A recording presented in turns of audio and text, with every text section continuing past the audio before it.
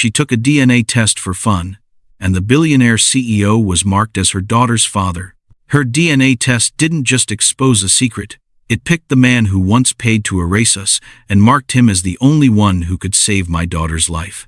By the time that cheap little Kit put his billionaire name on her phone screen, he'd already walked away from me, from her, and from the baby, he said. Couldn't happen right now.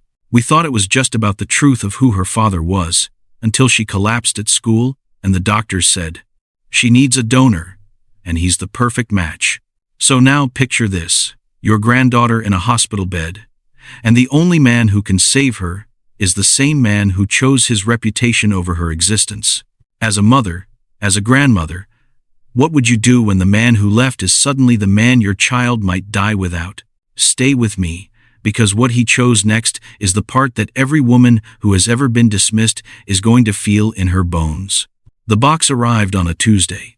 I almost threw it out with the grocery store flyers and the envelope from the electric company warning me I was 10 days from a service interruption. It was thin, purple, and wedged sideways in the pile, one of those trendy DNA kits I'd seen people making jokes about online. Catherine got to the mail first. Mom! She came into the kitchen, holding it up like a prize. We're doing this. I was elbow deep in cloudy dishwater, trying to convince the sink to drain without calling a plumber I couldn't afford. My lower back ached from the double shift at the diner. I had exactly $47 in my checking account and 3 days until payday. A DNA test was not on my list of emergencies, but Catherine was 17. And 17-year-olds who've watched their mothers choose between gas and groceries most of their lives don't ask for much. When they do, you pay attention. She dropped her backpack on the chair, tore open the box with her thumbnail, and grinned. What if we're secretly royalty? I forced a laugh. Then they owe us back rent. She smirked, already reading the instructions.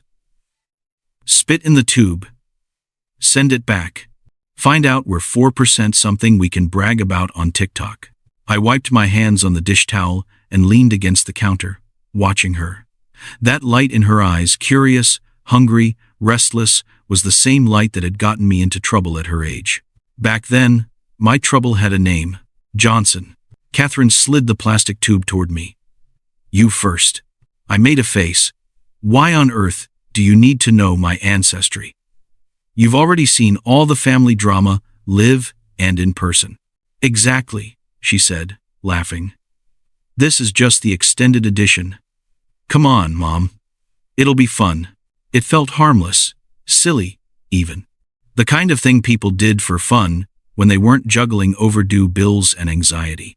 I didn't hesitate, because you don't fear the things you've buried well. I spit in the tube. She did the same. We sealed them, tucked them into the prepaid mailer, and Catherine held the envelope like it was a ticket to somewhere bigger than our 2-bedroom apartment and my paycheck-to-paycheck life. 2 to 4 weeks, she said, reading off the app after she registered both kits.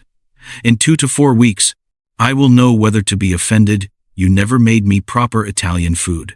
If that test tells you there's Italian in us, it's lying, I said. We've been eating rice and beans since your great-grandmother crossed a border and decided seasoning was her love language. She laughed. And for a moment, it was just that, another inside joke between a single mother and the daughter she'd raised on coupons and grit. For the next 2 weeks, life moved the way it always did. I worked double shifts, came home smelling like grease and coffee, paid just enough to keep the lights on. Catherine went to school, her part-time job at the grocery store, and the track field where she ran like she was trying to outrun something she didn't have words for. She mentioned the test exactly 3 times. Once to wonder aloud if we might have some long-lost European connection. Once to ask if genetic health risks would show up. Once, late at night, to joke that maybe she was secretly adopted and I'd been hiding it. Trust me, I'd said, brushing her hair back from her face. If I'd gone through the trouble of adoption paperwork, you'd hear about it every time you rolled your eyes at me. We laughed. I didn't think about Johnson. I'd trained myself not to think about Johnson. 15 years is a long time to practice erasing someone. But some people refuse to stay erased. It was a Thursday evening when the results came in. The air had that early autumn bite. I'd cracked the kitchen window to let out the smell of the onions I was chopping for dinner. Catherine was late coming home from her shift. My phone buzzed on the counter. Your Ancestry Connect results are ready. I stared at the notification. My thumb hovered over the screen. Then I heard Catherine's keys in the lock, and my hand snapped back like I'd touched a hot stove. Mom! She burst in, hair escaping her ponytail, cheeks flushed, the way she always did when she rushed home. They're here. The results are in. She grabbed her phone, opened the app, and at first, her face lit up with curiosity. Then it went still. Not confused. Not excited. Just frozen. Mom, she said quietly. Come here. I wiped my hands again, suddenly aware of my heartbeat in my ears. What is it? She turned the screen toward me. One line reached up and closed a fist around my throat. Close family match. Paternal name. Johnson relationship. Father confidence. 99.7%. Not a first name, just Johnson. The man whose face I saw on business magazines and airport kiosks whenever the diner TV played financial news. The CEO interviewed about legacy and innovation, standing in front of glass towers that touched the sky. The man whose name I'd once whispered in the dark like it meant something. The man who had smiled sadly when I told him I was pregnant and said, "This can't happen right now." The room tilted. The knife slipped from my fingers and clattered into the sink. Mom? Catherine's voice was barely above a whisper. Do you know him? The question hung between us, heavy and inevitable. I heard myself answering from far away. Yes, I said. I know him. Her eyes searched my face, like she was trying to read a whole hidden life in my expression.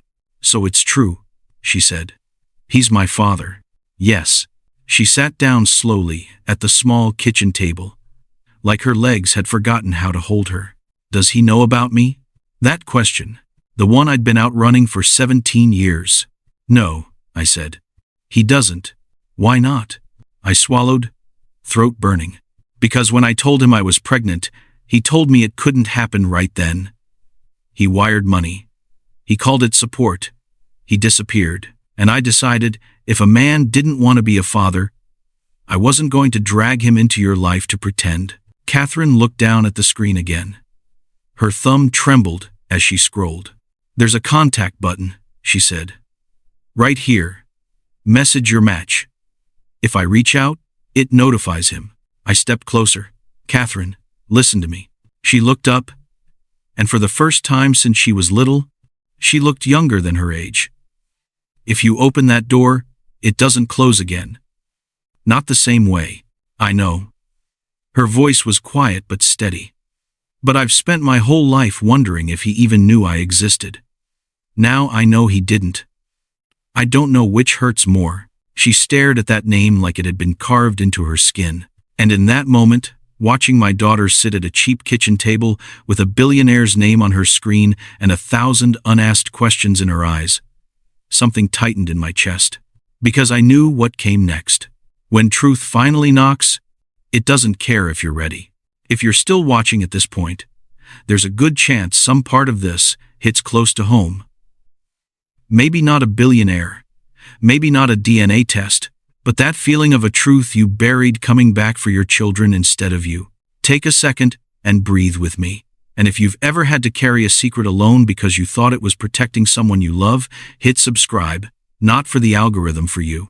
So the next time you're cooking dinner with too many thoughts in your head and a video like this pops up, you remember there's a whole community of women here who get it. And if you have the strength, tell me in the comments, would you want your daughter to press that contact button or leave the past buried? Catherine's jaw tightened. I'm going to message him, she said. Catherine, I have to, Mom. Her eyes shone, but the tears hadn't fallen yet. I need to know who he really is. Not just the man you knew. Not just the man the internet loves. I need to see him for myself. I watched her thumbs move. Type. Erase. Type again. Then she hit send. The app chimed softly. Message sent. Your match has been notified. The kitchen suddenly felt too small. The air too thin.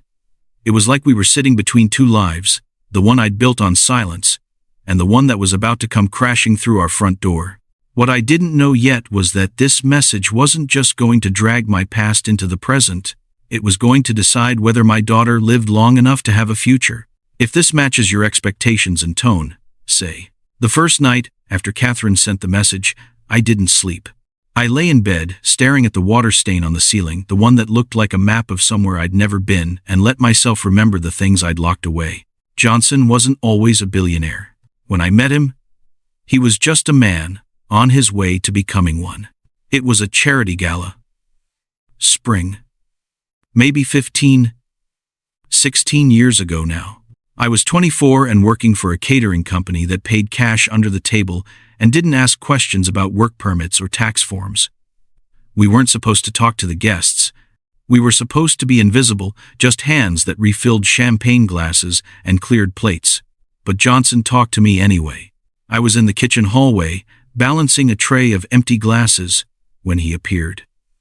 Dark suit. Confident walk. The kind of man who looked like he'd never doubted himself in his life. Escaping? He asked. I looked up. Working, he smiled. Not the polite smile people give service workers. A real one. Honest answer, he said. I like that. Most men at those events looked through women like me. Johnson looked at me. Asked my name. Asked what I studied, because somehow he'd guessed I was in school. Asked questions like my answers mattered. 3 weeks later, we had coffee. 2 months later, I thought I was in love. Looking back now, I can see it clearly. The way he controlled everything without seeming to control anything. The dates that happened on his schedule. The conversations that always circled back to his plans, his goals, his vision. The way he made me feel chosen, like being with him meant I was special, elevated, different from other women.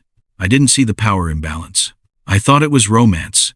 When I found out I was pregnant, I waited 2 weeks to tell him. I kept hoping the test was wrong, that my period was just late from stress, that the nausea was food poisoning, or a virus, or anything else. But my body knew the truth before my brain accepted it. I told him on a Tuesday evening. His apartment, the one overlooking the park, the one that cost more per month than I'd earned all year. He'd made dinner. Pasta. Wine I pretended to drink. I need to tell you something, I said. He set down his fork. Gave me his full attention, the way he always did. Like I was the only thing in the room that mattered. I'm pregnant. The silence lasted 3 seconds. Maybe 4. Then he reached across the table and took my hand. Okay, he said calmly. Okay. Let's think through this. Not congratulations. Not, what do you want to do? Let's think through this. Like it was a business problem. I'm 12 weeks, I said. My voice sounded distant. I found out last month, but I wanted to be sure before I... Lisa. He squeezed my hand. His face was kind, concerned. I need you to understand something. I'm in the middle of closing a deal that could define the next decade of my life. The timing of this. It can't happen right now. Not a baby. Not our child.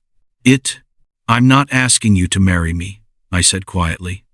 I'm just telling you because you deserve to know, and I appreciate that. He stood up, paced to the window, looked out at the city lights like they held answers. I want to do the right thing here. I do. But I need you to be realistic about what my life looks like right now. I'm not trying to trap you. I know that. He turned back.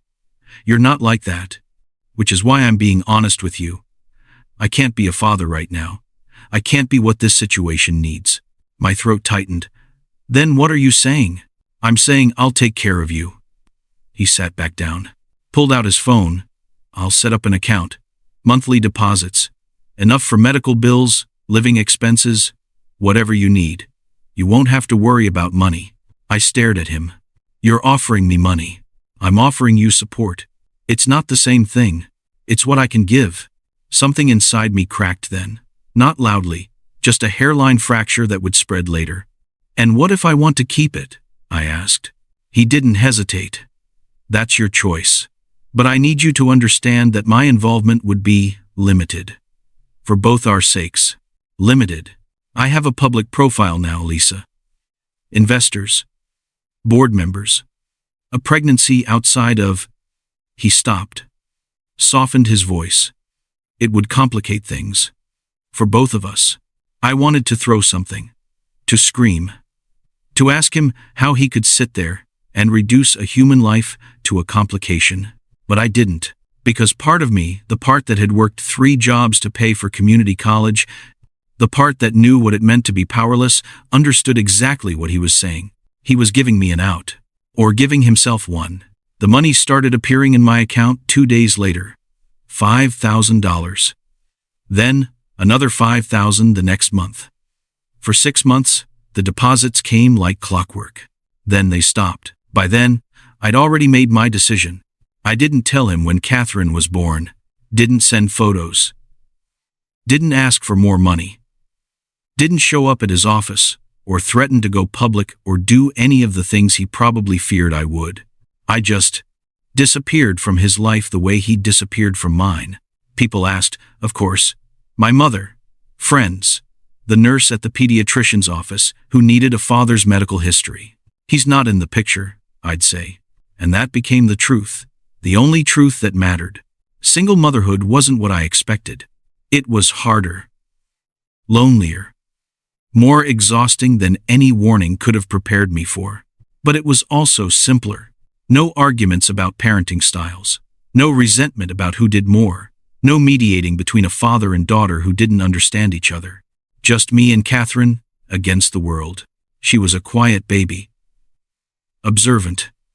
Even as a toddler, she'd watch people carefully before deciding if she trusted them. By the time she was 5, she'd stopped asking about her father. By 10, she'd learned not to mention Father's Day at school. She never said it hurt her, but I saw it anyway. In the way she studied families at the park. In the way she'd go quiet during back-to-school nights when other kids brought both parents. In the way she'd casually mention a friend's dad teaching them to ride a bike, her voice just a little too neutral. She wasn't broken by his absence, but she was shaped by it. And I carried that guilt like a stone in my chest. The knowledge that I'd chosen this for her. That my pride, my refusal to beg a man who'd already rejected us, had meant she grew up with a hole where a father should have been. Lying in bed that first night after the message was sent, I finally let myself ask the question I'd been avoiding for 15 years. Did I hide Catherine to protect Johnson from responsibility? Or did I hide her to protect myself from rejection? The answer came quietly. Both. And neither. I hid her because the moment he called my pregnancy it, I knew he'd never see her as a daughter. He'd see her as proof of a mistake. Evidence of a complication. A living reminder of the life he'd chosen not to live. And I couldn't let her grow up knowing her father saw her that way. So I made a different choice. I let her believe he didn't know. That she was wanted by me. Even if she wasn't wanted by him. That his absence was geography. Not rejection. But now, she knew the truth. And in 3 days, he would too. Because somewhere in Manhattan, in an apartment or office I'd never seen, Johnson's phone had already chimed with a notification. You have a new message from a DNA match. And the life he'd built, the one without complications, without consequences, without us, was about to get very complicated indeed. If you're still here, you probably know what it feels like to rewrite your own history just to keep functioning. To tell yourself a softer version of the truth so you can get through work, dinner, dishes, sleep. Women like us become experts at survival. And terrible at asking for help. If any part of this feels like a page from your own life, pause for a moment and hit subscribe. Not for numbers, for you, so that the next time you're folding laundry at midnight with your heart breaking quietly in your chest, you've got stories in your feed that remind you you're not crazy and you're not alone. Leave a comment if you've ever had to choose survival over explanation. You'd be surprised how many women will see it and nod. What I didn't know yet was that the message Catherine sent would do more than force him to acknowledge her existence. It would force him to choose. And this time, money wouldn't be enough. Catherine didn't cry. That's what scared me most. The morning after she sent the message, she got up at 6:30 like always. Made coffee, toasted bread, sat at the kitchen table, with her physics homework spread out like nothing had changed. But everything had changed.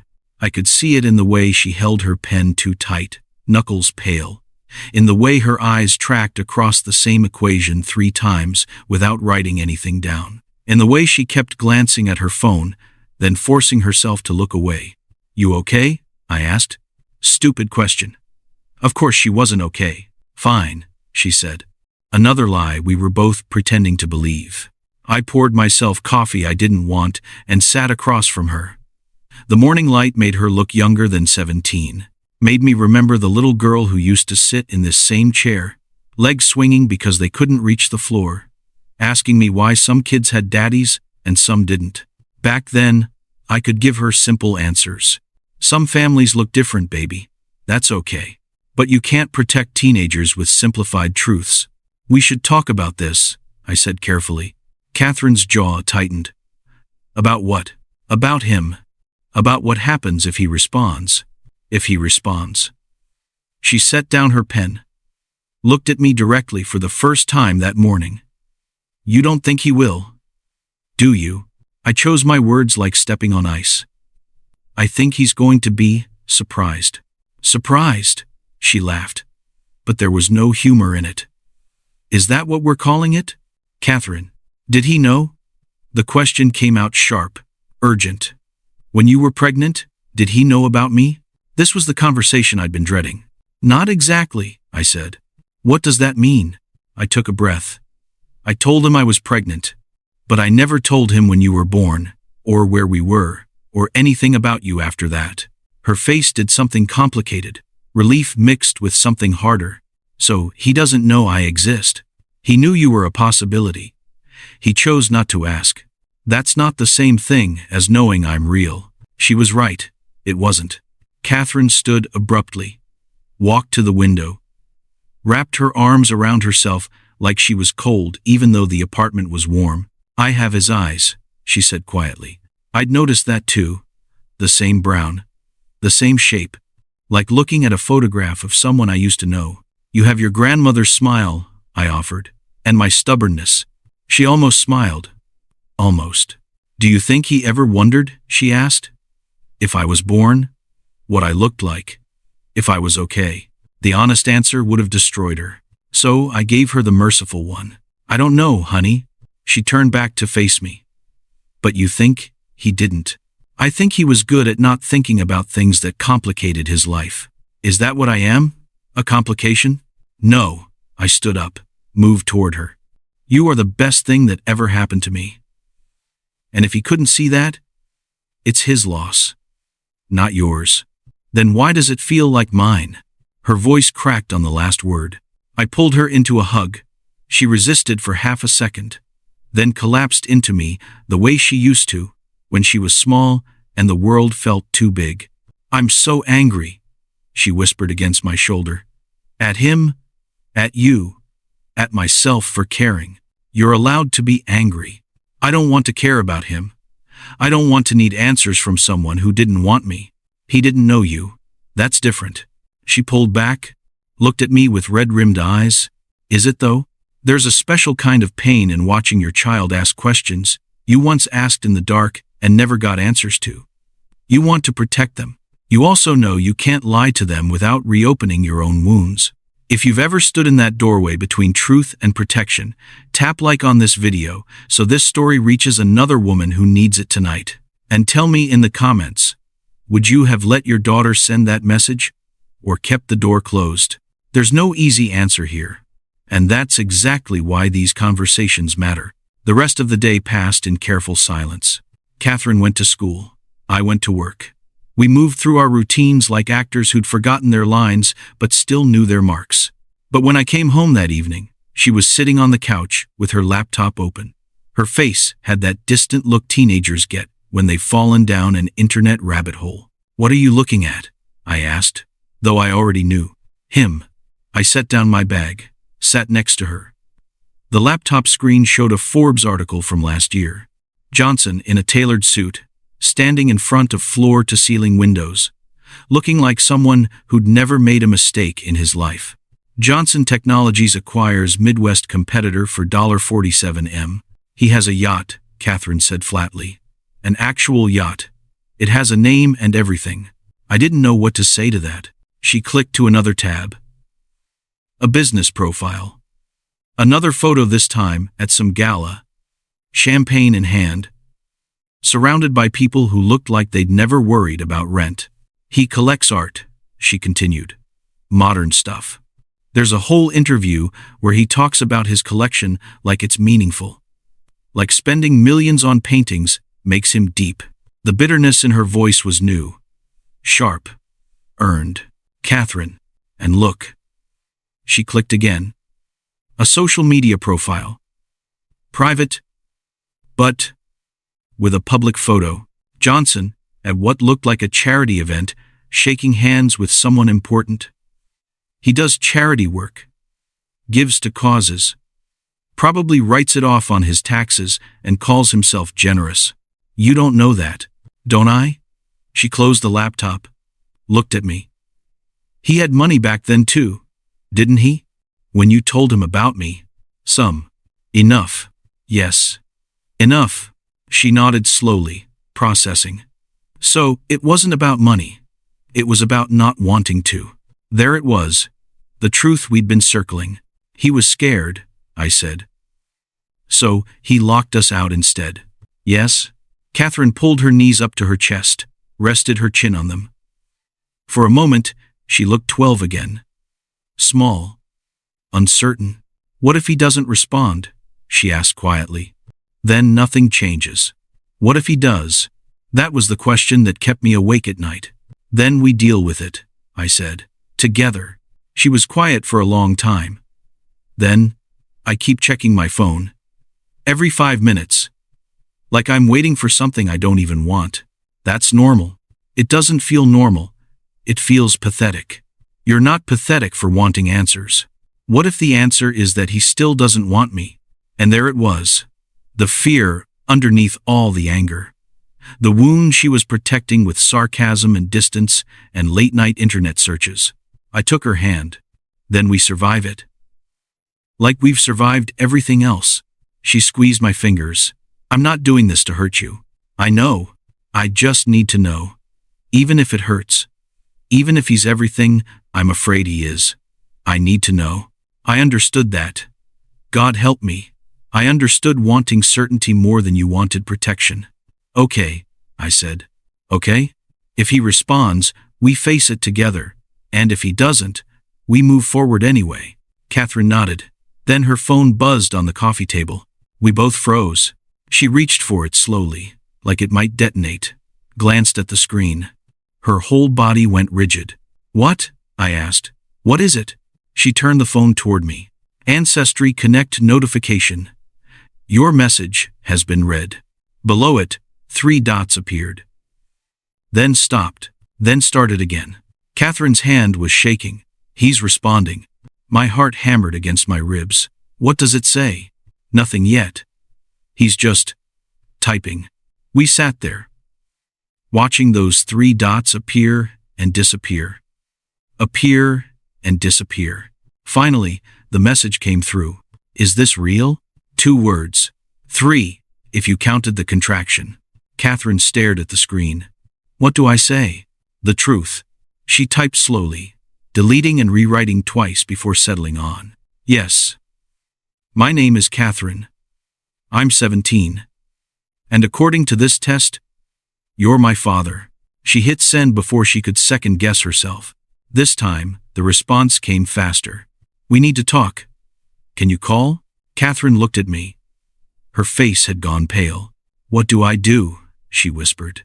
And I realized that every choice I'd made to protect her, every secret I'd kept, every question I'd deflected, had only delayed this moment. Not prevented it. Never prevented it. You call him, I said. And I'll be right here. She nodded. Took a breath. Pressed the call button. The phone rang once. Twice. Then a voice I hadn't heard in 15 years answered. Hello? And just like that, the past walked back into our lives. Catherine put the phone on speaker. Her hand was shaking so badly, I reached over and held it steady. Both of us staring at the device like it was something dangerous. Hello? Johnson's voice came through. Older than I remembered. Deeper, but unmistakably his. Catherine opened her mouth. Nothing came out. The silence stretched 3 seconds. 4. 5. Is someone there? He asked. Yes. Catherine's voice cracked. She cleared her throat. Tried again. Yes. This is Catherine. Another pause. I could hear him breathing. Catherine, he repeated slowly, like he was testing the weight of the name. You said you're 17. Yes. And the DNA test, it matched us as father and daughter. Yes. More silence. Then, I need to verify this. You understand that, right? This is a significant claim. Catherine's jaw tightened. I watched her shift from nervous to something harder. I'm not claiming anything, she said. The science is claiming it. I just want to know if you knew about me. No. I didn't know there was a child. But you knew my mom was pregnant. The pause lasted too long. Yes, he said finally. I knew that. So you knew I existed. You just didn't know I was born. That's not. He stopped. Started over. It's more complicated than that. Is it? I'd never heard Catherine sound like this. Cold, direct, unimpressed. Can we meet? Johnson asked. This conversation, we should have it in person. Catherine looked at me. I nodded. Fine, she said. When? Are you in the city? Close enough. Tomorrow, 3 o'clock. I'll send you an address. Will my mother be there? Another pause. Longer this time. Your mother. Lisa? Yes. She should be there, he said quietly. We all should. Catherine ended the call and set the phone down slowly, like it weighed more than it should. Tomorrow, she said. I'm going to meet him tomorrow. I sat there at that small table, feeling time fold in on itself. 24-year-old me, sitting across from 24-year-old him, and 17-year-old her about to walk into a room that could rearrange her entire sense of self. If you're still with us in this moment, you probably know that feeling at the pit of your stomach, the one that comes when you're about to walk into a room that could change everything, or nothing at all. If you've ever had to sit with that kind of dread, and still show up anyway, hit subscribe. Not because this is content, but because you deserve to have stories in your feed that speak to the parts of you that had to be brave long before you were ready. And if you want to, share in the comments. What's the hardest room you've ever had to walk into? The address he sent was for a glass tower in Midtown. The kind of building that made you crane your neck just to see where it ended.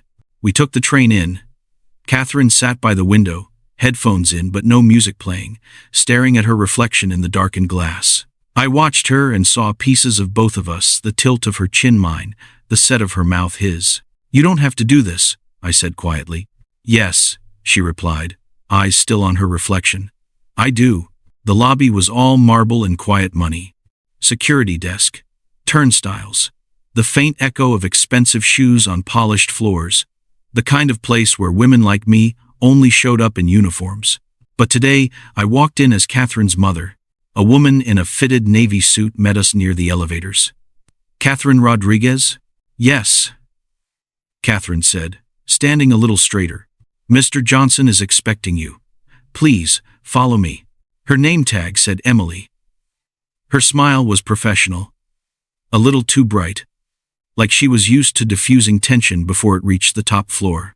We rode to the 47th floor in silence. The elevator hummed. Catherine's reflection watched herself in the mirrored doors. My fingers dug crescent moons into my palm.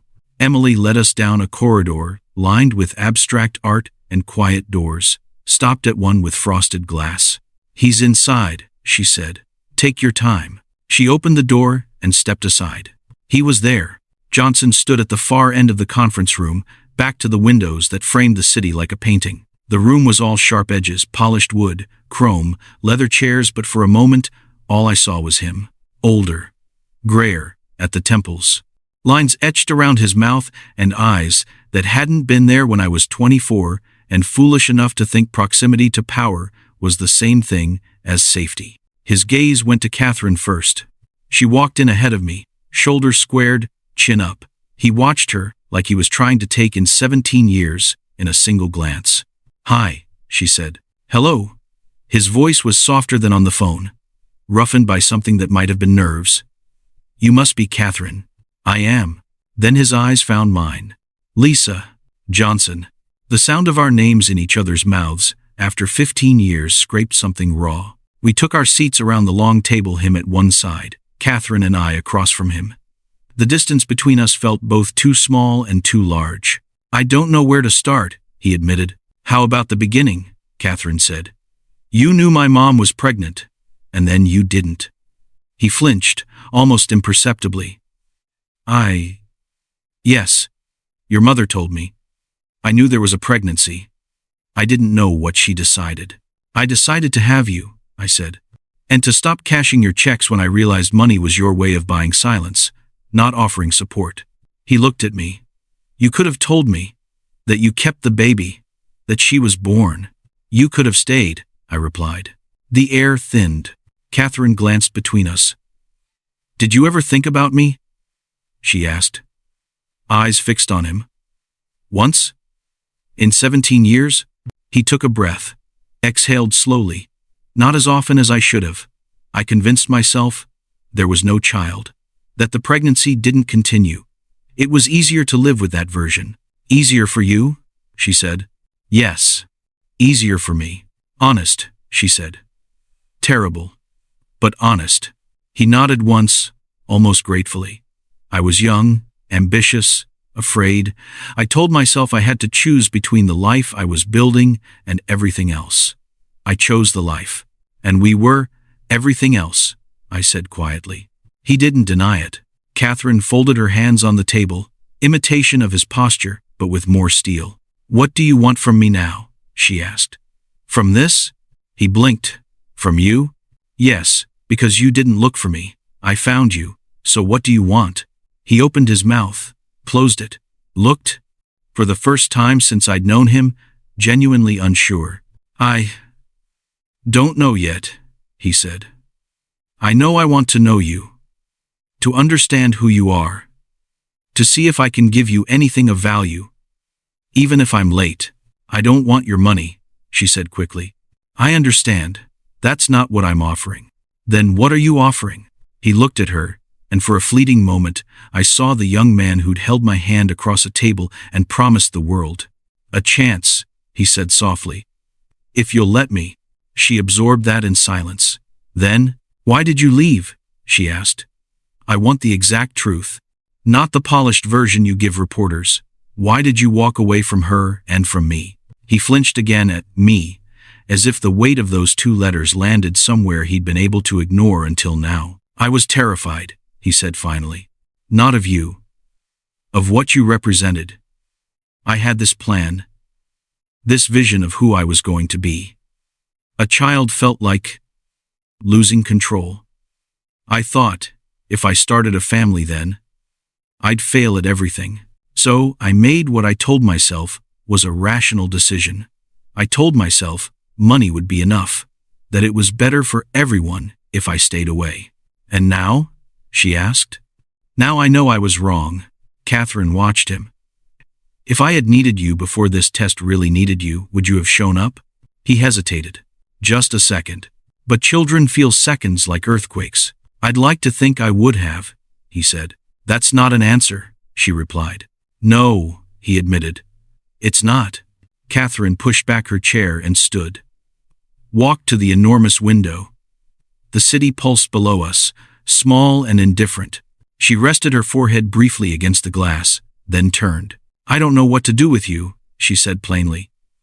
You're my father. On paper. Biologically. Legally, probably. But you're also a stranger who chose his comfort over my existence. And now you're sitting here, acting like we can just what? Start from zero? No. He said quickly. We can't. We won't. I don't expect forgiveness. I don't expect you to call me Dad. I don't expect anything. I just don't want to hide from this anymore. She studied him like she was trying to decide if he was a case study or a man. I'm not promising anything, she said. You left once. You could leave again. And I'm not sure I can survive that twice. I won't leave again, he said. Again, that tiny pause. That fraction of a second, where his mouth moved faster than whatever part of him knew the truth. She heard it. I did too. We'll see, she said. We left soon after that. No hugs. No dramatic scenes. Just 3 people. Walking out of a glass room, each carrying a version of the past that didn't quite match. In the elevator, Catherine stared straight ahead. What are you thinking? I asked. I'm thinking he hesitated, she said. When I asked if he'd show up. I know. Twice now. Once in there. Once in his life. We stepped out into the noise and grit of the city. What does that tell you? I asked. That if I ever really need him, she said quietly. I can't count on the answer being yes. And 3 weeks later, when she collapsed at school, we would find out exactly how true that was. Johnson called 3 days later. Not Catherine's phone this time. Mine. I was folding laundry in the living room when the blocked number appeared. I knew who it was before I answered. Lisa. Johnson. A pause. Then, I'd like to see Catherine again. If she's willing. You should ask her that yourself. I'm asking you first, as her mother. If you think it's a good idea.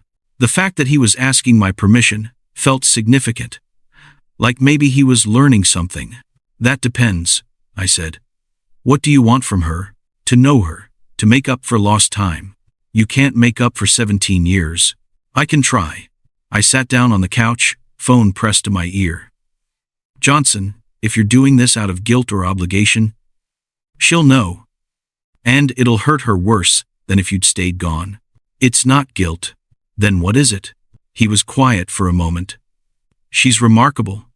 She walked into that conference room like she owned it, looked me in the eye, and demanded answers. She's everything I didn't know I was missing.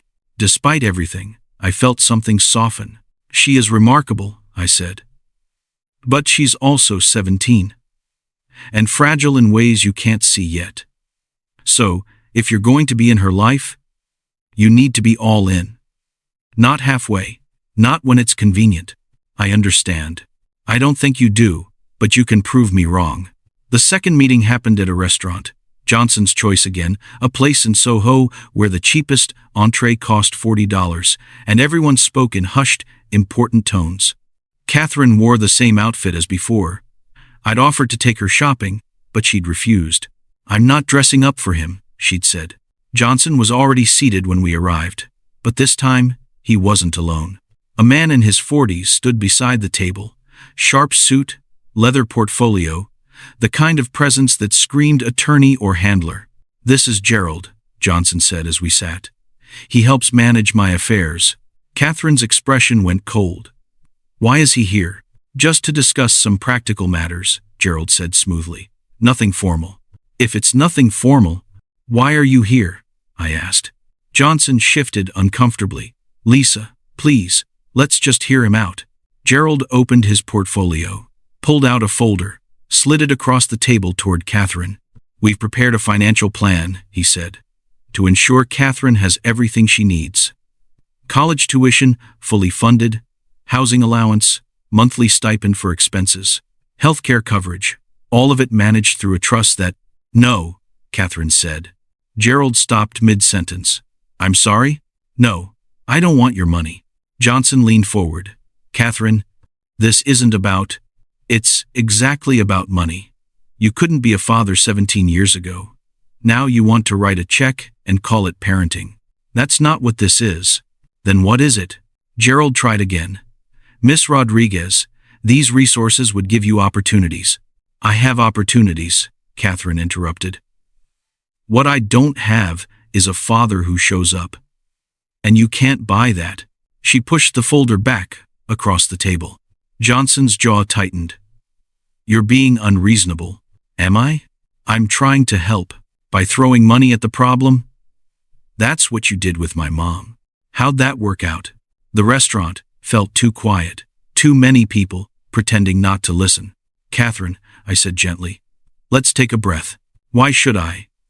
She looked at Johnson. You want to know what I need? I need you to show up at my track meets. To remember my birthday without an assistant reminding you. To know what subjects I'm taking in school, and whether I'm scared about college applications. I need you to be present, not generous. Johnson sat back. I don't know how to do that. Then learn. Gerald cleared his throat. Perhaps we should discuss the media concerns. What media concerns? I asked sharply. Johnson and Gerald exchanged a glance. If word gets out about Catherine, Gerald said carefully, there could be interest, questions. Mr. Johnson is a public figure. And I'm an embarrassment, Catherine finished. That's not what I said. But it's what you mean. I'm a liability. Evidence that he's not the perfect self-made billionaire. I'm the mistake that needs to be managed. Catherine, Johnson started. She stood abruptly. I need air. She walked out before either of us could stop her. I looked at Johnson. This is what you brought her here for? To have your lawyer explain why she's a problem? That's not. Gerald was just being thorough. He was being insulting. And you let him. Johnson ran a hand through his hair. I'm trying to do the right thing here. The right thing is treating her like a daughter, not a PR crisis. I don't know how to do both. Then choose. Because she's not going to wait around while you figure it out. I left money on the table for our untouched water glasses and went to find Catherine. She was outside, leaning against the building, arms crossed tight against the November cold. I'm sorry, I said. You didn't do anything wrong. I let you walk into that. She shook her head. You didn't know. We stood in silence for a moment. Then Catherine laughed, bitter and small. What's funny? I asked. I keep wanting him to be different. Like, if I just push hard enough, he'll turn into the father I imagined. But he keeps being exactly who he's always been. People can change, can they? Or do they just get better at hiding who they are? Before I could answer, Johnson appeared in the doorway. Gerald was gone. Catherine, he said. I'm sorry. That was handled badly. Which part? All of it. He stepped closer. Gerald was wrong to bring up the media. And I was wrong to let him. You're not a problem to be managed. You're my daughter. Catherine studied him. Do you actually believe that? Or is that just what you think I want to hear? I believe it. I'm terrible at showing it. Why did you bring him to the restaurant? Johnson hesitated. Because I thought having a plan would make this easier. Something concrete. Something I could control. I'm not a business deal. I know that. Do you? He was quiet for a long moment. Then, no. Not yet. But I'm trying to learn. Something in Catherine's expression shifted. Not forgiveness, not trust. But maybe the beginning of understanding. I don't want your money, she said quietly. I want you to care whether I'm okay. To ask about my life. Because you're interested. Not because someone told you to. To show up without needing a reason. I can do that. Can you? I want to try. Catherine looked at me. I gave her the smallest nod. Your choice. She turned back to Johnson. Okay. But no more lawyers. No more plans. Just show up. Like a normal person. I can do that, he said again. We'll see. Over the next 2 weeks, Johnson tried. He texted Catherine. Asked about school. Sent articles he thought she'd find interesting. Invited her to coffee. She went, once, then twice. Each time, she came home a little less guarded, a little more willing to believe he might actually mean it. He asked about my college applications today, she told me one evening. Wanted to know what I was writing my essay about. That's good. He remembered I run track. Asked if I had any meets coming up. Did you tell him? Yeah, there's one next Saturday. She paused. I invited him. My heart clenched. What did he say? He said he'd be there. I heard the hope in her voice. Fragile and dangerous. And if he doesn't show? Catherine's face hardened slightly. Then I'll know. Saturday came. Catherine ran the 800-meter. Came in third. Personal best time. I cheered from the stands. Johnson never showed. Catherine checked her phone 3 times after the race. No messages. No explanation. He probably had a meeting, she said in the car on the way home. Probably. It's fine. I didn't expect him to actually come. but I heard the lie in her voice. That night, Johnson called. "I'm sorry," he said. "Something came up at work." "It's fine," Catherine said. "It's not fine. I promised I'd be there." "Then why weren't you?"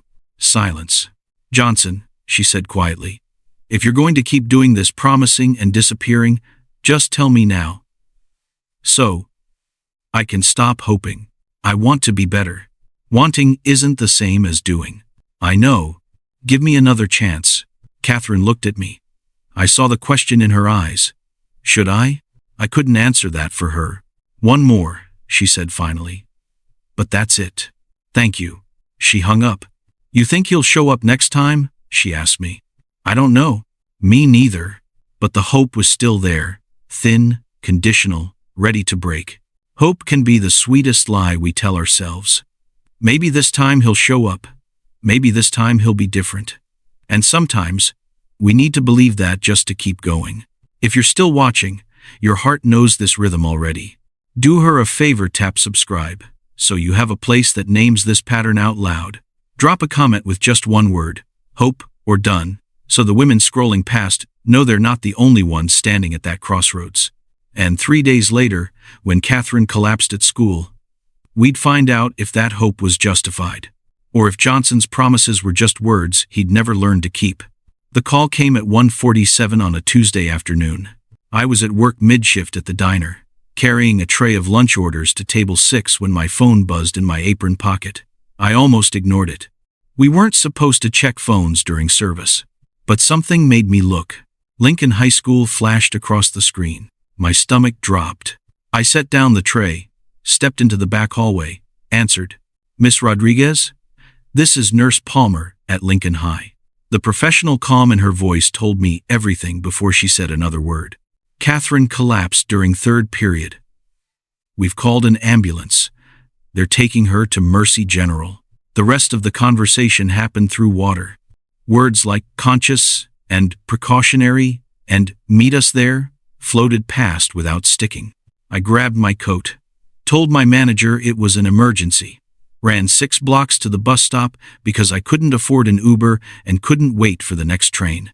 The whole ride, I bargained with God, with fate, with anyone listening. Please let her be okay. Please. I'll do anything. Mercy General's emergency entrance smelled like antiseptic and fear. I gave Catherine's name at the desk. The receptionist made a call. A nurse appeared and led me through double doors into a maze of curtained areas and beeping machines. Catherine was in Bay 7. She looked so small on the hospital bed. IV in her arm.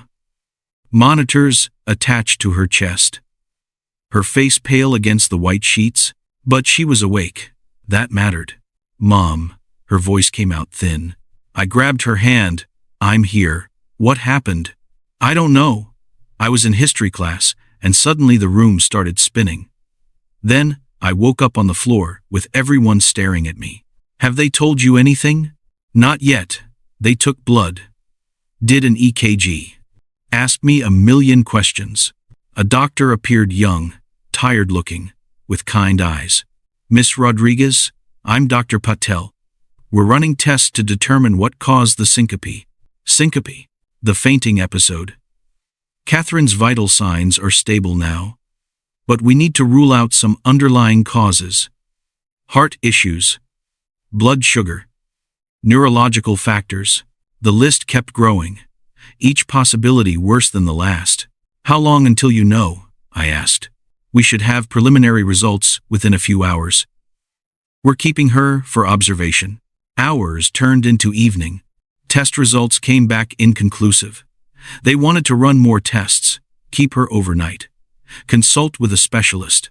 Catherine tried to act brave, made jokes about the hospital food, pretended she wasn't scared. But I saw her hands trembling when she thought I wasn't looking. Dr. Patel returned the next morning with another doctor, an older woman with gray hair pulled back tight. "This is Dr. Chen," Dr. Patel said. "She's a hematologist." My throat went dry. "Why do we need a hematologist?" Dr. Chen pulled up a chair. Her expression was carefully neutral, the kind doctors practice when delivering bad news. "Catherine's blood work shows some abnormalities," she said. "Low platelet count, unusual cell markers. And? My voice didn't sound like mine. We believe Catherine has a rare blood disorder. It's genetic. Treatable. But it requires ongoing management and monitoring. Catherine's hand found mine. Squeezed hard. What kind of treatment? I asked. Medication to start. Regular transfusions potentially. And, in some cases, patients benefit from stem cell transplantation if we can find a suitable donor. The word transplantation hung in the air like smoke. Is she? I couldn't finish the sentence. She's not in immediate danger, Dr. Chen said gently. But this is serious. We need to start treatment soon and evaluate her options. What are her options? Catherine asked, her voice steady despite the fear in her eyes. First, we'll try medication to stabilize your counts. But long-term, a donor transplant could give you the best outcome. Parents and siblings are typically the best matches. She looked at me. We'd like to test you first, Miss Rodriguez. I nodded numbly. Of course, whatever she needs. Are there other family members we should test? Catherine's father? The question sat there between us. Catherine and I looked at each other. He's not really in the picture, I said carefully. I understand. But, genetically… There is, Catherine interrupted. I can contact him. I stepped into the hallway to make the call. My hands were shaking so badly I had to dial twice. Johnson answered on the third ring. Lisa? Is everything okay? Catherine's in the hospital. What? What happened? I told him. The collapse. The diagnosis. The word transplant that kept echoing in my head. They need to test family members, I said, to see if anyone's a match. Silence. Johnson, I'm here. I'm just processing. Mercy General. Room 412. I'm coming now. He hung up before I could say anything else. Johnson arrived 40 minutes later. He looked different. Shirt untucked slightly. Hair not perfectly in place. Like he'd actually run out the door without thinking about appearances first. He stopped at the doorway to Catherine's room, stared at her hooked up to machines and monitors. Hi, Catherine said quietly. Hi. He moved to the bedside. How are you feeling? Like I fainted in front of my entire history class, and now everyone thinks I'm dying. Are you dying? They don't know yet. Johnson's face did something I'd never seen before. Real fear. Not the controlled kind. The raw kind. What do you need from me? He asked. They want to test you. To see if you're a donor match. He didn't hesitate. When? Now, if you can. I can. Doctor. Chen returned with consent forms and a testing kit. Johnson signed everything without reading it. Gave blood without flinching. Results should be back in 72 hours, Dr. Chen said. Possibly sooner. Johnson nodded. Then he looked at Catherine. I'm sorry, I wasn't at your track meet. It doesn't matter now. It does. I keep saying I'll show up, and then I don't. But this, I'm not leaving until we know. Catherine's eyes filled with tears. You don't have to. Yes, I do. And he sat down in the chair by her bed, pulled out his phone, made calls, canceling meetings and rescheduling obligations. For the first time, he chose to stay. The next 3 days existed in a strange suspended state. Johnson came back every day, sat with Catherine, brought her books and podcasts and terrible hospital cafeteria coffee. I watched them talk, really talk, about school and track and her college essay and the things she was afraid of. He told her about his work, not the glossy version from interviews, the real version, the failures, the times he'd chosen wrong, the regrets that kept him awake at 3 a.m. I built an empire, he said one evening. But I'm only just learning what matters. Catherine smiled. Took you long enough. I'm a slow learner. On day 3, Dr. Chen appeared with results. We have a match, she said. Relief flooded through me so suddenly I had to sit down. Johnson? Catherine asked. Dr. Chen nodded. Your father is a perfect match. If we proceed with transplantation, he'd be an ideal donor. Catherine looked at Johnson. You're my match. Yeah. His voice cracked slightly. I am? So you could. Save me? If that's what you need. Catherine started crying. Johnson moved to the bed, held her hand. I'm going to fix this, he said. I promise. And for the first time since I'd known him, I believed he meant it. But at 11:30 that night, after Johnson had left and Catherine had finally fallen asleep, my phone rang. Not Johnson's number. Gerald's. Miss Rodriguez? This is Gerald Hutchins. I work with Mr. Johnson. I know who you are. I'm calling regarding the transplant situation. Something in his tone made my blood run cold. What about it? Mr. Johnson asked me to contact you to discuss logistics. There are some concerns about liability and public exposure that need to be addressed before we can proceed. I stood up from the chair, walked into the hallway, kept my voice low and deadly calm. What are you saying? I'm saying this situation is complicated. Mr. Johnson wants to help, of course, but there are considerations legal, financial, reputational that require careful management. Catherine needs a transplant, and Mr. Johnson is willing to fund treatment. Top specialists, experimental options, whatever it takes, but not his own stem cells. Silence. That's a decision he's still evaluating, Gerald said carefully. The hallway spun. Let me make sure I understand this, I said. My daughter, his daughter, is lying in a hospital bed with a blood disorder. He's a perfect match. And you're calling me to say he's evaluating whether to actually help her? It's more complicated than... I hung up, stood there shaking with rage, so complete I couldn't breathe. Behind me, Catherine's door was closed. She was sleeping, believing her father had finally chosen her, but he hadn't. Not yet, maybe not ever. And I realized that Johnson's hesitation, the one Catherine had noticed in that conference room, wasn't just a moment. It was who he was. I didn't sleep that night. I sat in the hospital hallway outside Catherine's room, staring at my phone, waiting for Johnson to call and tell me Gerald had made a mistake. That there'd been a misunderstanding. That, of course, he was going to help his daughter. The call never came. At 6 a.m, Gerald called again. I almost didn't answer. But part of me needed to hear him say it. Needed to confirm that this nightmare was real. Miss Rodriguez. Gerald's voice was professional, measured, like we were discussing a contract dispute, instead of my daughter's life. I apologize for calling so late last night. I wanted to follow up on our conversation. There's nothing to follow up on. I think there is. Mr. Johnson has authorized me to offer comprehensive financial support for Catherine's treatment. We're talking about the best specialists in the country. Experimental therapies, whatever medical intervention she requires, fully funded. But not him. As I explained, the transplant situation is complicated.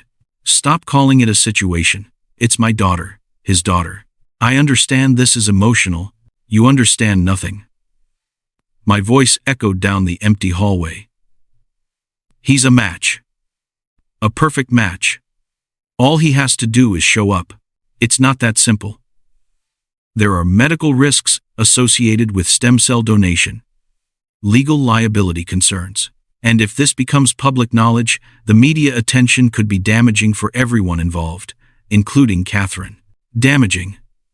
The word tasted like poison. You think saving her life is damaging? That's not what I'm saying. Then what are you saying? Gerald paused. When he spoke again, his tone shifted slightly. Almost sympathetic. Almost, Miss Rodriguez, Mr. Johnson, built his reputation on being self-made, disciplined, in control. A child he didn't know existed, one that suggests he was irresponsible in his personal life. That's not the narrative his investors and board members expect. So she's bad for his brand. She's a complication that requires careful management. There it was again, that word, complication. The same word Johnson had used 17 years ago, when I told him I was pregnant. Nothing had changed. He'd just gotten better at hiding behind people like Gerald. Tell him no, I said. I'm sorry. Tell Johnson we don't want his money. We don't want his lawyers. We don't want anything from him except the one thing he's apparently incapable of giving. Miss Rodriguez, Please think about what your day.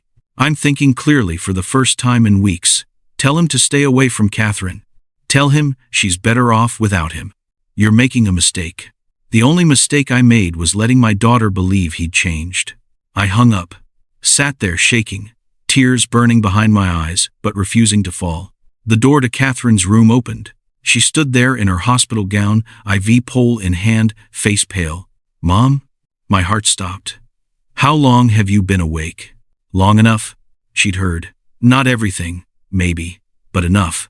Catherine, he's not going to do it, is he? Her voice was flat, empty. The transplant. I wanted to lie. To protect her, to say there'd been a misunderstanding, but I couldn't. I don't know, I said carefully. Gerald called with concerns. But Johnson hasn't. He sent his lawyer instead of calling himself. Catherine laughed, bitter and sharp. That tells me everything I need to know. She walked back into the room, sat on the edge of the bed. I followed her in, closed the door. He's scared, I tried. Of the procedure, of the publicity, of me. Catherine looked up. Her eyes were dry, but devastated. He's scared of me. Of what I represent. Of having to actually sacrifice something instead of just writing a check. That's not... It's exactly that, Mom. And you know it. She was right. God, she was right. I sat beside her on the bed, put my arm around her shoulders. I'm sorry, I whispered. I'm so sorry. You didn't do anything wrong. I let you hope. I should have. You should have what? Told me he was exactly who you said he was? I wouldn't have believed you. I needed to see it myself.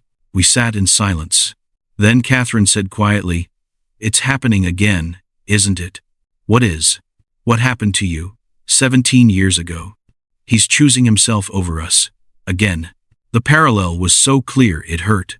Yes, I admitted. It is. Does it ever stop hurting? I thought about all the years I'd spent trying to forget Johnson. Trying to convince myself his rejection didn't matter. Trying to be enough for Catherine on my own. I don't know yet, I said honestly. Catherine leaned her head on my shoulder. I really thought he was different this time. That meeting me changed something in him. Maybe it did. Just not enough. Not enough to actually show up when it mattered. Johnson appeared at the hospital that afternoon. I was in the cafeteria when I saw him walk past the windows, heading toward Catherine's room. I got there 30 seconds behind him. He was standing in the doorway. Catherine was sitting up in bed, arms crossed, face closed off. Catherine, he said, can we talk? Why? So you can explain why you're not going to help me? That's not. I haven't made any final decisions. But you're considering it. Considering whether your daughter is worth the risk to your reputation. Johnson stepped into the room. It's not about my reputation. Then what is it about? There are medical risks. Legal complications. Things that you're hiding behind instead of just admitting you're scared. He stopped. You're right. I am scared. Of what? Of failing you. Of this not working. Of making things worse.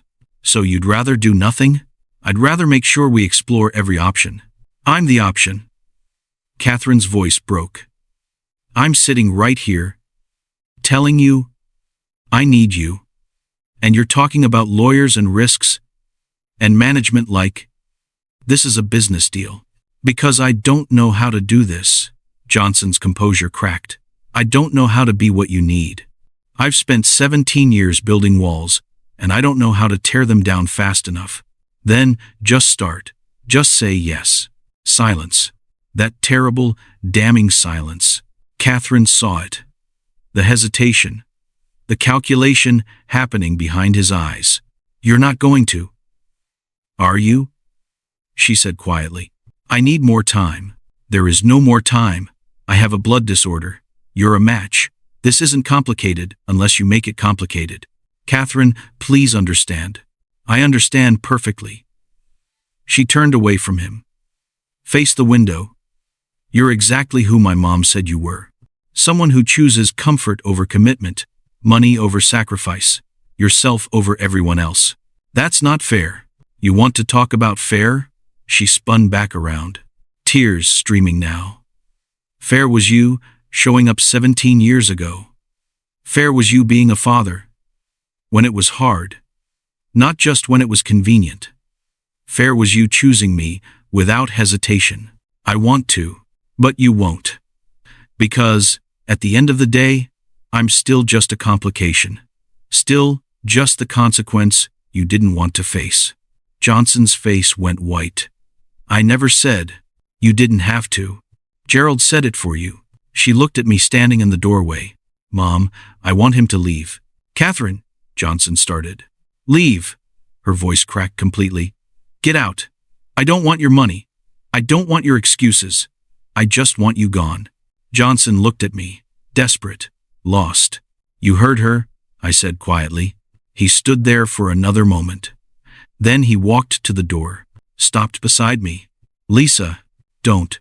My voice was ice. Don't you dare ask me to fix this for you. I'm trying. You're trying to have it both ways. To be the hero without the sacrifice. But that's not how this works. What do you want me to do? I looked him directly in the eyes. I want you to be the man you promised her you'd become. But I don't think that man exists. His face crumbled. Then he left. Catherine cried for an hour after he was gone. I held her, rocked her like she was small again. Let her break completely because there was nothing else to do. I hate him, she sobbed. I know. I hate that I care. I hate that it hurts this much. I hate that I'm not enough to make him choose me. This isn't about you not being enough. This is about him being broken in ways we can't fix. Then why does it feel like it's my fault? Because that's what abandonment does. It makes you question your worth, instead of questioning theirs. She pulled back, looked at me with swollen eyes. Did you feel this way? When he left you? Every single day for years. How did you survive it? I smoothed her hair back from her face. I decided I was done begging people to love me. That if someone couldn't see my value, that was their loss. Not mine. I want to believe that. You will, eventually.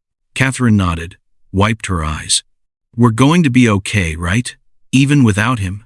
I thought about all the years we'd already survived without Johnson. All the birthdays and first days of school and scraped knees and midnight fevers. All the moments he'd missed that we'd gotten through anyway. Yes, I said. We're going to be okay.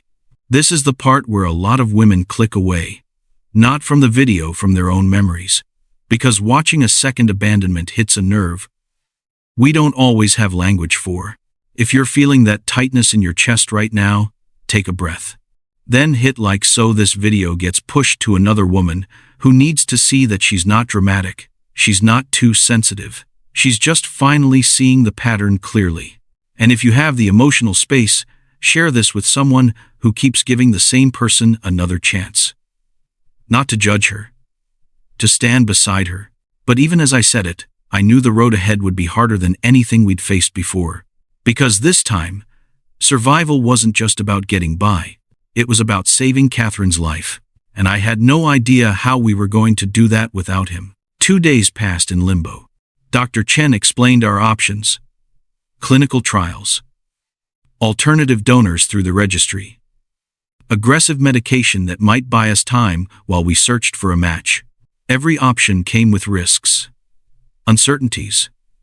Maybes and possiblies, and we'll have to seize. Catherine listened to all of it, with a calm that scared me more than tears would have. So, basically, she said after Dr. Chen left, we're hoping someone else out there has the same rare genetic markers as me. People find matches all the time, but not always. We'll find one. She nodded. But I saw the fear she was trying to hide. That night, I sat in the hallway, making calls. To the transplant registry. To our insurance company.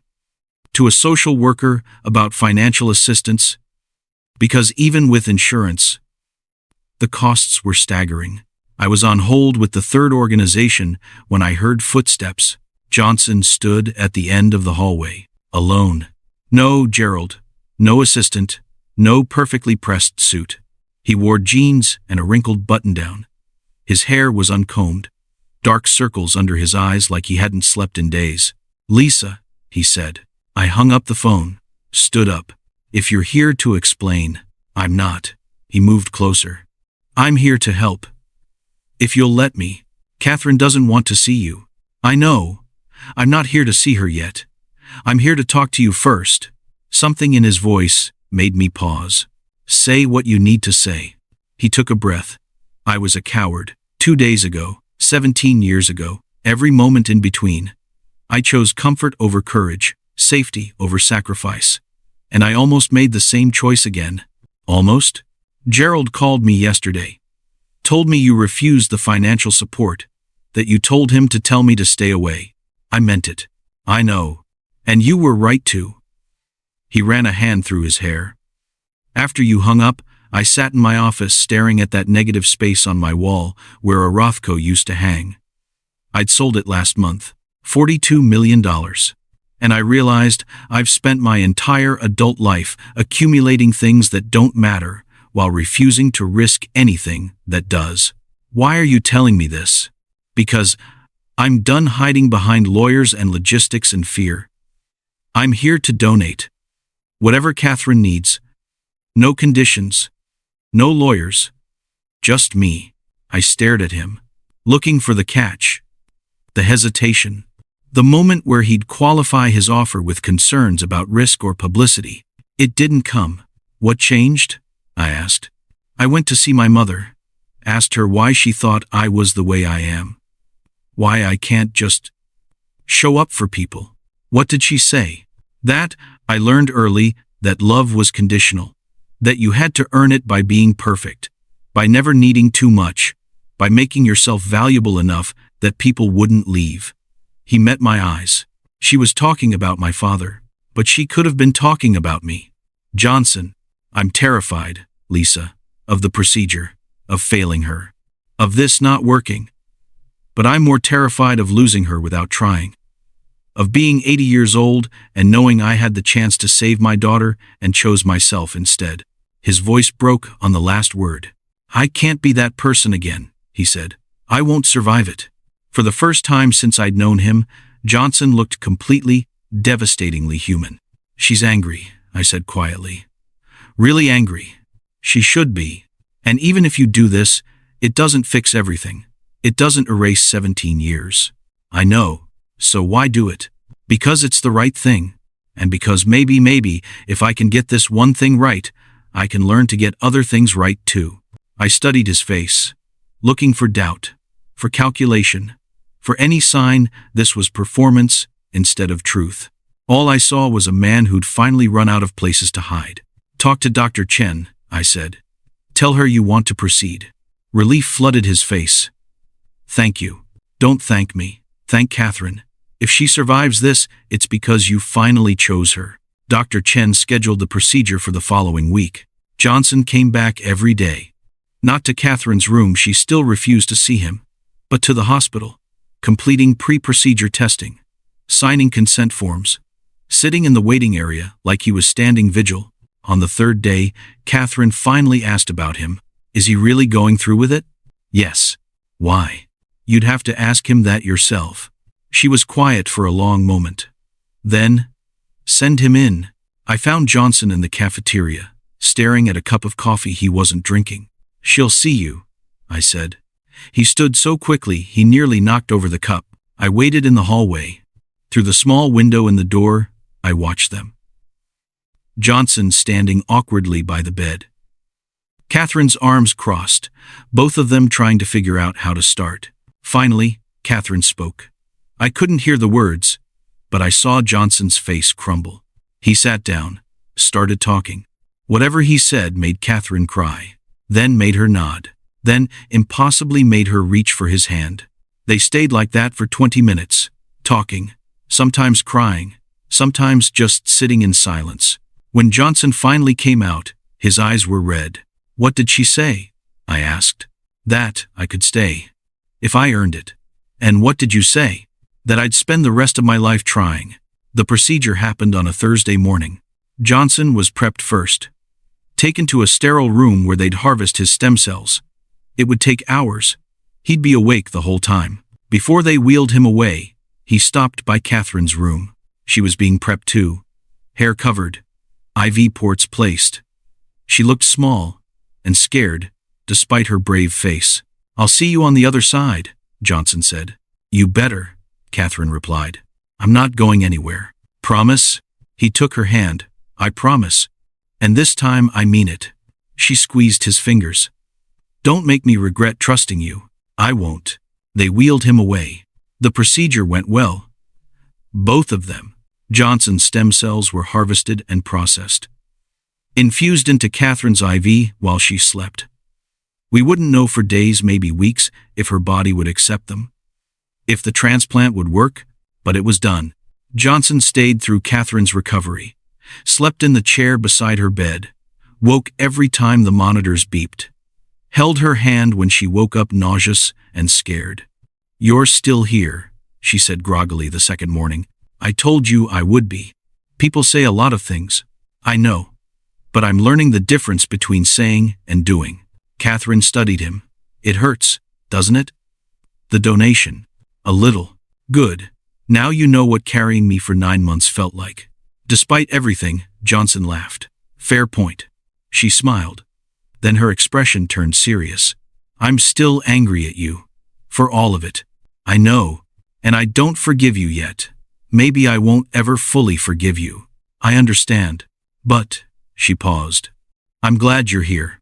Johnson's eyes filled with tears. "Me too. Don't make me regret this." "I'll try not to. Trying isn't good enough anymore." "You're right.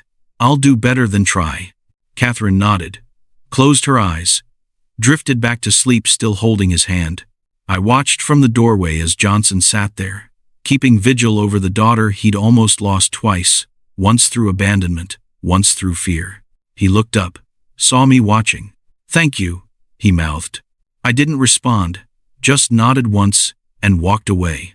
Because this wasn't about me forgiving him. This was about whether he could forgive himself, and whether Catherine would give him the chance to prove he'd changed. 10 days later, the test results came back. Dr. Chen delivered the news with the closest thing to a smile I'd seen from her. "The transplant is taking. Catherine's counts are improving. Her body is accepting the stem cells." The relief was so overwhelming I had to sit down. Catherine cried. Johnson cried. And for the first time since this nightmare began, we could breathe. "How long until we know it worked?" Catherine asked. "We'll monitor you closely for the next few months. But so far, everything looks promising." After Dr. Chen left, Catherine looked at Johnson. "You saved my life. You gave me a reason to. Does this make us even?" "Not even close. I have 17 years to make up for." "Then you better get started." Johnson smiled, tentative, hopeful, real. Catherine thought for a moment. "Start by showing up. Not just here. Not just when it's dramatic. But for the boring stuff. The everyday stuff. The stuff that doesn't make you feel like a hero." "I can do that." "Prove it." And slowly, carefully, they began building something that looked almost like trust. 6 months after the transplant, Catherine ran her first race. Nothing serious, just the school's spring invitational, the 800-meter, her event. I stood in the bleachers with my phone ready to record, the way I'd done 100 times before. But this time, I wasn't alone. Johnson stood beside me. Jeans and a jacket. No suit. No assistant hovering nearby with his schedule. Just him, showing up. Like he'd promised. "Is she nervous?" he asked. "Probably. She hides it well. She gets that from you." I glanced at him. "She gets a lot from you too. The stubbornness, the need to prove herself. I'm working on that." "I know." We watched Catherine stretch near the starting line. She looked healthier now. Color back in her cheeks. Strength returning to her body. The doctors said her counts were stable, that the transplant had done exactly what we'd hoped. She'd survived. We'd all survived. The starting gun fired. Catherine took off with the pack. Not leading, but holding her position. Pacing herself the way her coach had taught her. Johnson leaned forward. "Come on, Catherine." I smiled despite myself. "She can't hear you." "I know, but maybe she can feel it." The race lasted 2 minutes. Catherine finished 4th. Not her best time, but respectable for someone who'd spent 3 months in and out of hospitals. She walked off the track, breathing hard, hands on her hips. Johnson was already moving down the bleachers before I could stop him. "Catherine." He reached her at the fence. That was incredible. She looked up, sweaty and exhausted. "I came in fourth. You came back. That's what matters." Despite herself, she smiled. It felt good, being out there again. "I'm proud of you.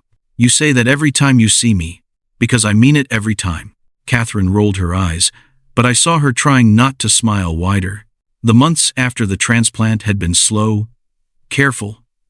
Nothing like the dramatic reconciliations in movies. Johnson showed up. That was the biggest change. Not perfectly, not without stumbles, but consistently. He came to Catherine's follow-up appointments, brought her homework when she was too tired to go to school, learned her coffee order and brought it without being asked, sat through terrible reality TV shows she loved without complaining. Small things, boring things, the things that proved you cared. Catherine tested him, pushed boundaries, asked him to show up on short notice to see if he would, canceled plans last minute to see if he'd get angry. He showed up anyway, never got angry, just kept trying. "I don't know if I trust him yet," she told me one evening, "but I'm starting to believe he might actually mean it this time." That's enough for now. Is it enough for you? I thought about that. About Johnson and me and the history we carried. "I don't know yet," I said honestly, "but I'm willing to find out." Johnson and I didn't fall back into anything that looked like romance. We were too different now. Too changed by the years and choices and consequences. But we learned to coexist. To parent together. Awkwardly at first. Then, with more coordination. To talk about Catherine, without it turning into arguments about the past. One evening, after dropping Catherine at a friend's house, Johnson asked if I wanted coffee. We sat in a diner booth, not unlike the ones where I'd worked all those years, and talked, really talked, about everything we'd never said. "Do you hate me?" he asked. "Sometimes, less than I used to." "That's fair. Do you regret it? All of it?" He was quiet for a long moment. "I regret hurting you. Hurting Catherine. But I don't know if I regret the path that led here." Does that make sense? No, but I understand it anyway. I was a different person back then. So was I. "Do you think we could have made it work? If I'd stayed?" I considered that. Honestly, probably not. We wanted different things. You needed to build your empire. I needed stability. We would have destroyed each other eventually. But Catherine deserved better from both of us. But we did the best we could with what we had. You did. I didn't. You're doing better now. I'm trying. I looked at him across the table, saw the gray in his hair, the lines around his eyes, the weight he carried. "She's proud of you, you know," I said. "She won't say it yet, but I see it. I'm trying to be worth that. Just keep showing up. That's all she needs." Catherine's 18th birthday fell on a Saturday in late June. We celebrated at our apartment's small space, but filled with people who mattered. Her friends from school, my mother, a few neighbors who'd watched her grow up, and Johnson. He brought a cake from an expensive bakery and a gift wrapped carefully in silver paper. Catherine opened it while everyone watched. Inside was a photo album, leather-bound, heavy. She flipped through it slowly, her face changing with each page. Baby photos I'd taken, school pictures I'd sent to my mother, track meet ribbons pressed between plastic sheets, birthday cards she'd made me over the years, movie ticket stubs from mother-daughter outings. Every piece of her life I'd documented while raising her alone. "I asked your mom if I could copy these," Johnson said quietly, "so I could see what I missed, so I could remember it. Even though I wasn't there." Catherine's eyes filled with tears. "You made a book of my whole life. I can't go back and be there for those moments, but I can honor them, and promise to be there for everything that comes next." She closed the album, set it carefully on the table, then walked over and hugged him. It was awkward, stiff. They were still learning how, but it was real. "Thank you," she whispered. "Thank you for letting me try." Later that night, after everyone had left, the three of us sat in the living room. Catherine on the couch, Johnson in the armchair. me curled up in the corner with coffee going cold. "This is weird, right?" Catherine said. "The three of us just existing in the same space."